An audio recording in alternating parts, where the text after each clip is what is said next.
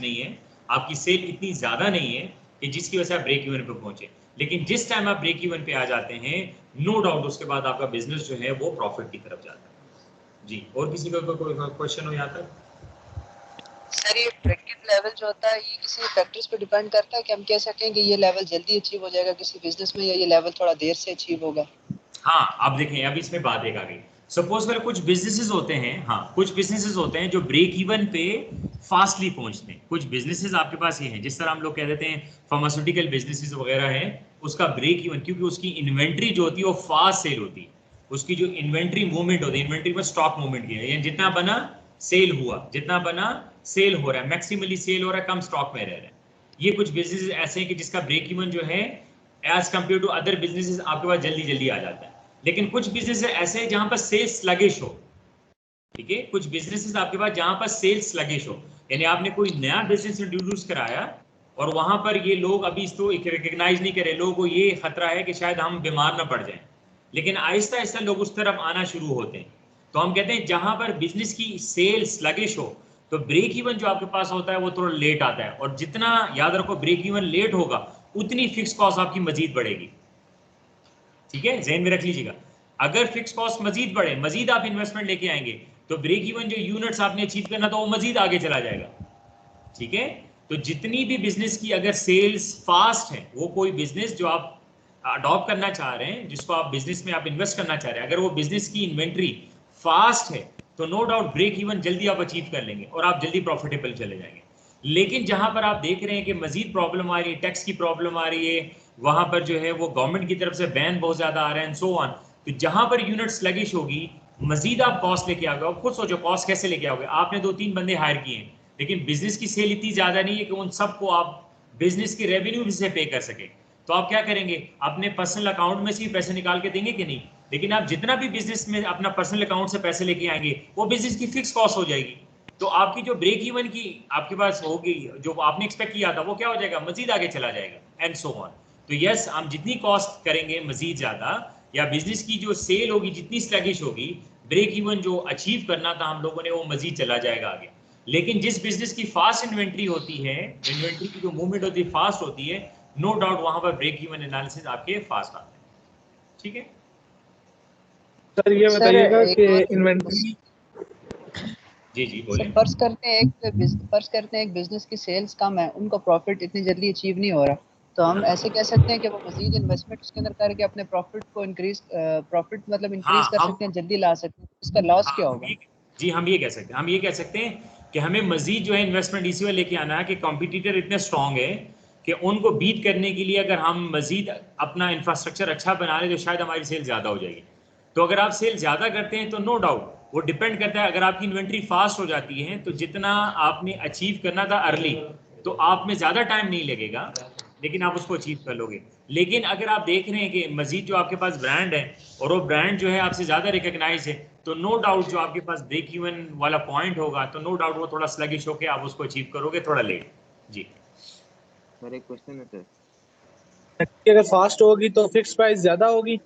नहीं, हम ज्यादा फिक्स कॉस्ट लेके नहीं आएंगे जी। अगर आपकी इन्वेंट्री फास्ट होगी तो आपकी सेल ज्यादा होना शुरू हो जाएंगी ना, तो हमें मजीद पर्सनल अकाउंट से पैसे लाने की जरूरत नहीं पड़ेगी।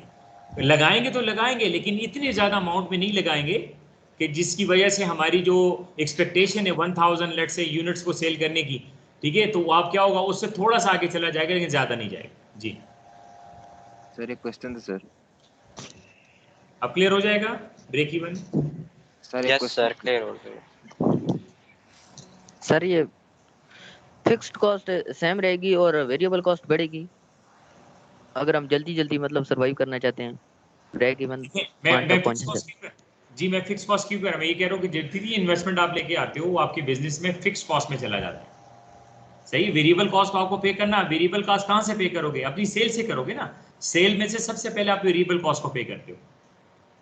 सपोज कर लें आपका रेस्टोरेंट है, तो जो रोजाना की सब्जी वगैरह आती है, आप चले ना एक दफा अपनी सब्जी वाले को एक हफ्ता लेट करा दें, तो आपको नेक्स्ट टाइम क्या उतना ऑर्डर देगा? पूरा नहीं देगा, तो प्रॉब्लम हो जाएगी। तो लेट से आपने किसी और वेंडर के साथ जो है ना राब्ता किया, तो वो कहेगा ऑलरेडी आपने उसको भी यार बड़ा तंग किया पैसों में, तो आपको इतनी यूनिट नहीं दे सकते, प्रॉब्लम हुई। तो सबसे पहले आपने उन लोगों को खुश रखना होता है कि जो आपके साथ वेरिएबल वे से आपके साथ लिंक होते हैं। तो आप सेल में थे वेरिएबल कॉस्ट को पे कर रहे हो, इसका मतलब आप रिटेन कर रहे हो, लेकिन जो वो फिक्स कॉस्ट आप लेके आते हो इन्वेस्टमेंट मजीद, उससे क्यों लेके आते हो कि अभी बिजनेस इतना अर्न नहीं कर रहा कि आप अपनी फिक्स सैलरी रेंट वगैरह को पूरा कर सको, तो आप मजीद, तो आप जितना बिजनेस में मजीद लेके आओगे पैसा, तो आपको ये ब्रेक इवन वाला पॉइंट होगा, नो डाउट आपको बढ़ना शुरू हो जाएगा ना, आगे आगे जाना स्टार्ट कर देगा। जी सर वेरिएबल कॉस्ट इंक्रीज करने से प्रॉफिट इंक्रीज कर सकते हैं? देखो वेरिएबल कॉस्ट आपकी इंक्रीज अगर होती है, नो डाउट आपकी, देखो वेरिएबल कॉस्ट तभी इंक्रीज होगी जब आपकी सेल बढ़ेगी ना। अगर रेस्टोरेंट पे ज्यादा लोग खाने के लिए आएंगे तो आप सब्जियां दूसरे चिकन वगैरह ज्यादा मंगवाएंगे ना, तो खुशाइन बात है ना। एक बात समझ आ रही है? समझ आ गया सर। हाँ ये पेज नंबर 13 कंट्रीब्यूशन वाले। हाँ कंट्रीब्यूशन कराऊंगा, कंट्रीब्यूशन असल में आपका टॉपिक जरूर है इसमें, लेकिन बुक में इतने क्वेश्चंस नहीं है। कंट्रीब्यूशन इसके बाद में कराऊंगा। और इसी जी प्लान किया था साहब, तो मैंने कहा पूछ लूं जरा क्या हुआ है? ज्वाइनिंग सर क्लास में तो मैंने कहा पूछ लूं जरा, शायद आ ही दिया हो सर। अच्छा, आपकी आवाज कट रही, मुझे सही तरह क्लियर नहीं हो रहा, आप दोबारा कह सकते हो कोई मसला? लेट ज्वाइनिंग हुई थी ना, तो मैंने सोचा शायद आपने ये टॉपिक करवा दिया। अच्छा अच्छा अच्छा, ठीक है, वो मैं कराऊंगा, नो डाउट वो मैं करके दूंगा। उसके जस्ट फार्मूले समझाने, कंट्रीब्यूशन की मीनिंग समझा के, दो फार्मूलाज हैं, आप अगर बुक में चेक कर लो, आपने स्टडी शायद किया हो। एक फार्मूला यूज करते हैं हम लोग, वहां से हम लोग ब्रेक इवन यूनिट्स फाइंड करते हैं कंट्रीब्यूशन के थ्रू, और एक फार्मूला होता है जिसमें ब्रेक इवन रेवेन्यूज फाइंड करते हैं। यस मैं आपके साथ डिस्कस करूंगा, लेकिन फिलहाल हम इसमें से जो मेन आपके पास टॉपिक है जो ब्रेक इवन और रेवेन्यू और कॉस्ट वाला है, उसके साथ मैं भी आपको मैचिंग करता हूँ कि देखें अब इसके ऊपर अगर क्वेश्चन आते हैं तो क्या होगा। आप चेक करें, चैप्टर नंबर 1 का टॉपिक है ये, चैप्टर नंबर 1 का टॉपिक। आप देखिए इसके क्वेश्चंस कहाँ पर पड़े हुए हैं, वो हमने करने हैं, ठीक है। तो मैं चैप्टर नंबर 2, जिसके पास सॉफ्ट फॉर्म है वो सॉफ्ट फॉर्म के थ्रू करें, जिनके पास हार्ड कॉपीज है तो वो ज़्यादा बेटर है, वो उसके थ्रू वो कर सकते हैं। आप चेक कर लें, मेरे पास 2.18 एक क्वेश्चन है, आपसे डिस्कस करो, मैंने सॉल्व करने हैं, लेकिन डिस्कस करो कि जो हम लोगों ने जितना टॉपिक रेवेन्यू और कॉस्ट वाला पढ़ा, क्या उसकी एप्लीकेशन भी आ रही है कि नहीं आ रही, ठीक है, उस तरफ मैं आपको लेके आ रहा हूँ। मजीद इस पे हार्ड क्वेश्चन लेके आऊंगा, लेकिन आपकी बुक के क्लू के हिसाब से ले रहा हूँ। 2.18 को अगर हम चेक कर लें, ठीक है, अगर आपके पास बुक है तो मैं कहता हूँ ज़्यादा अच्छा है, अगर नहीं है शॉर्ट फॉर्म में तो यस हम शॉर्ट फॉर्म के अंदर भी इसको कर सकते हैं, मैंने आपके साथ शेयर भी की हुई।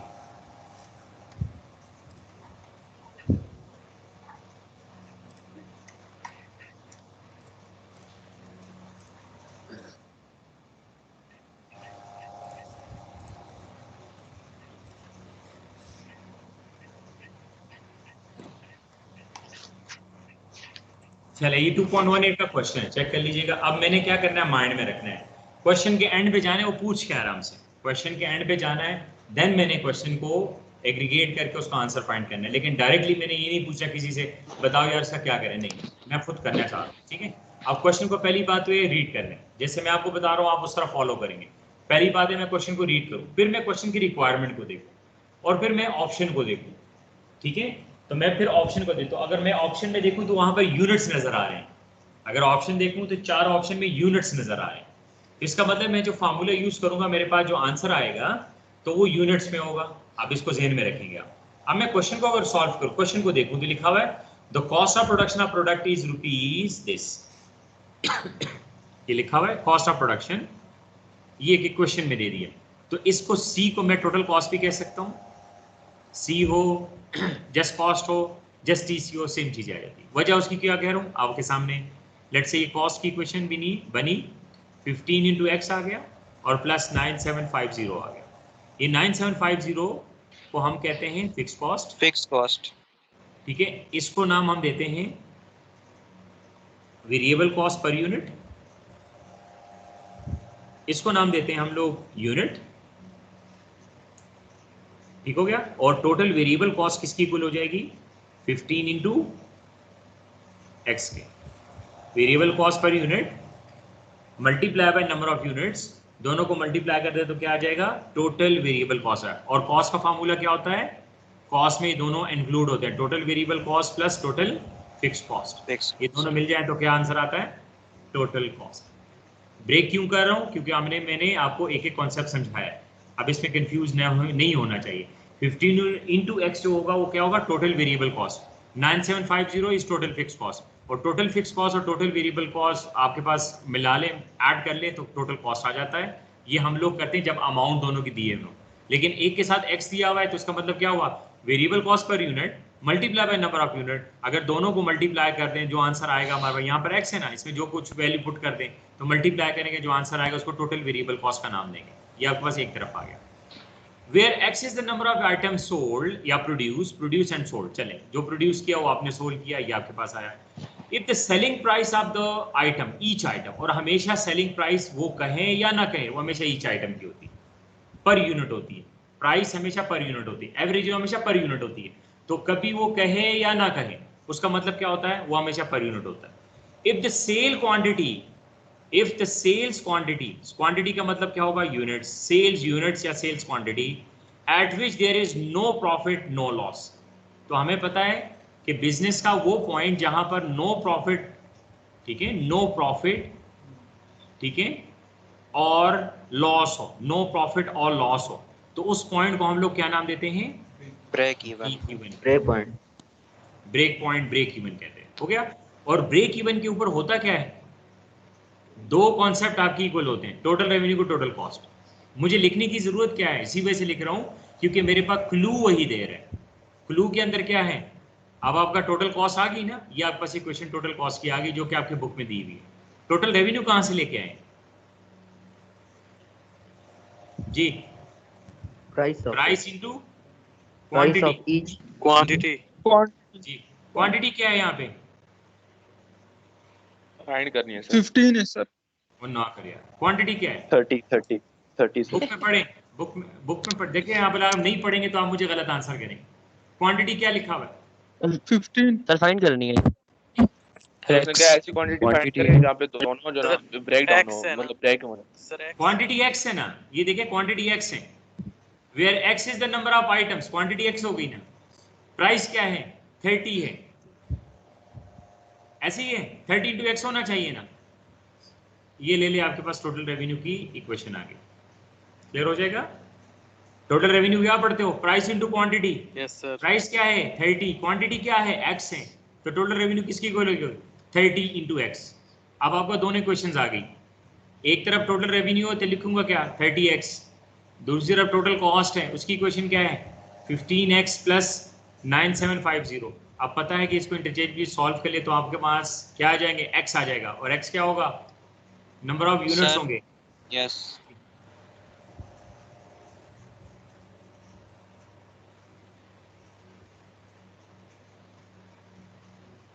जी x कितना आ रहा है? कैलकुलेटर है?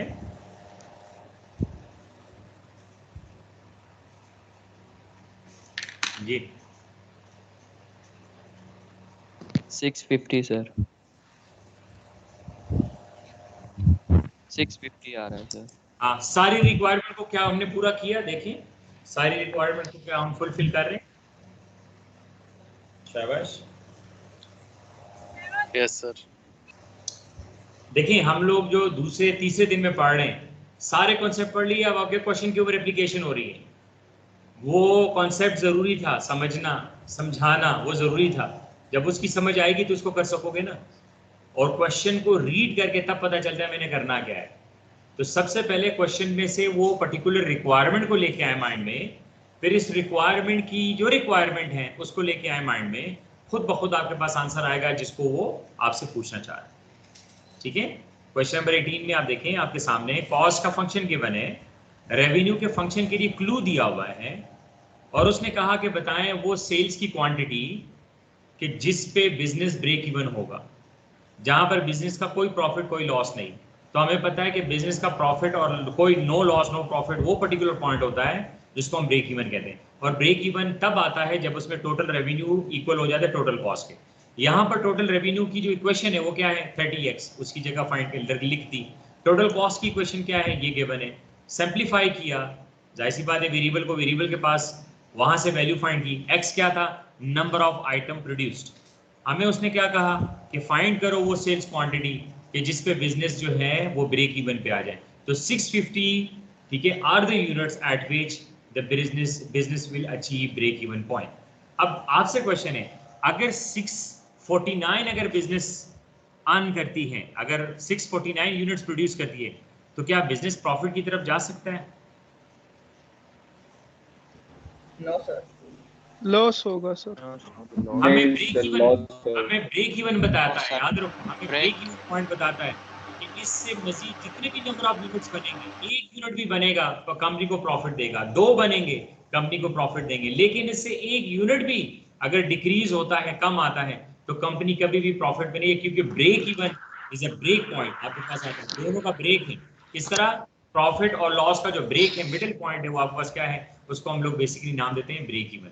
तो ब्रेक इवन जो सेल्स हैं या ब्रेक इवन जो यूनिट्स हैं, उससे पता चले उससे 1 यूनिट ज्यादा होगा तो बिजनेस प्रॉफिटेबल होगा, उससे 1 यूनिट भी कम होगा तो बिजनेस जो है मजीद सेल करे कि बिजनेस उस पॉइंट पे पहुंच जाए जिसको हम लोग ब्रेक इवन कहते हैं। ठीक है, अगले जो 2 क्वेश्चंस हैं आपके पास, उस पर ट्राई कर सकते हैं। मैं ये नहीं कह रहा कि सॉल्व कर लें, मुझे कल दिखा दें, मैंने उसी के ऊपर डिस्कस करनी है, लेकिन आप लोग उसके ऊपर ट्राई कर सकते हैं। और कल भी जो है ना इंशाल्लाह ताला 1 तो 2 क्वेश्चंस आपके ये हो जाएंगे, मैं मजीद भी इस पे क्वेश्चंस लेके आऊँगा आपके सामने। 1 तो 2 हो जाएंगे ये, और दूसरा आपके पास क्या है जो आपने टॉपिक माइंड में रखना है, जो हमें करना है, यानी उसके ऊपर कल थोड़ा बहुत हम लोग डिस्कशन करेंगे।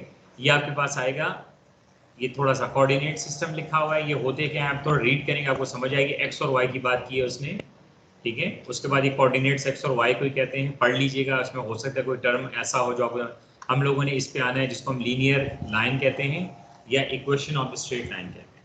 लीनियर लाइन या इक्वेशन ऑफ स्ट्रेट लाइन, ये मैंने आपके साथ थोड़ा बहुत जो अगर हमें टाइम मिला तो हम डिस्कस करेंगे, क्योंकि हमने चैप्टर नंबर 2 जो है, अब क्वेश्चन स्टार्ट हो गए, ये सारा करेंगे, फिर हम लोग जंप करेंगे चैप्टर नंबर 1 पे, ठीक हो गया। इसको आप अपने माइंड में रखें। तो अब आपने करना क्या है, ये 2 क्वेश्चंस आपके पास रह गए हैं इस चैप्टर के, यानी मीन चैप्टर के तो सारे क्वेश्चंस ही हैं, लेकिन इस टॉपिक के जो 2 क्वेश्चंस रह गए हैं, एक तो मैंने आपके साथ डिस्कस कर लिए ना, 2 आपके लिए मैंने छोड़ रहा हूँ। यानी ये नहीं कि आपने मुझे सारे करने हैं तो तभी मैं जाके कहूँगा कि भाई, लेकिन आप ट्राई करेंगे जरूर, ठीक है। 219 और 220 आप ट्राई करेंगे, कल मैं आपसे डिस्कस करूंगा और सॉल्व करके दूंगा कि ये होता क्या है। फिर 1-2 क्वेश्चन खुद से अपने लेके आऊंगा कि क्या इससे हट के भी आता है तो आपकी अंडरस्टैंडिंग बन रही है कि नहीं बन रही, एंड सो ऑन। ये हमारा QMS है। अगर हम लोग अपने टॉपिक को क्लियर कर लें, कॉन्सेप्ट क्लियर कर लें, जहां से मर्जी वो क्वेश्चन दे दें, याद रखिएगा आप इजीली उसको सॉल्व कर सकेंगे, क्लियर हो जाएगा। तो कल आप लोग अपने लिए क्वेश्चंस बनाएं, अपने माइंड में रीडिंग करें, तो कल मैं आपके डेफिनेटली क्वेश्चंस लूंगा आपसे और आपका डिस्कस करूँगा। तो कोशिश करिए अगर मैं अर्लीस्ट पॉसिबल आ जाए, मेरी भी कोशिश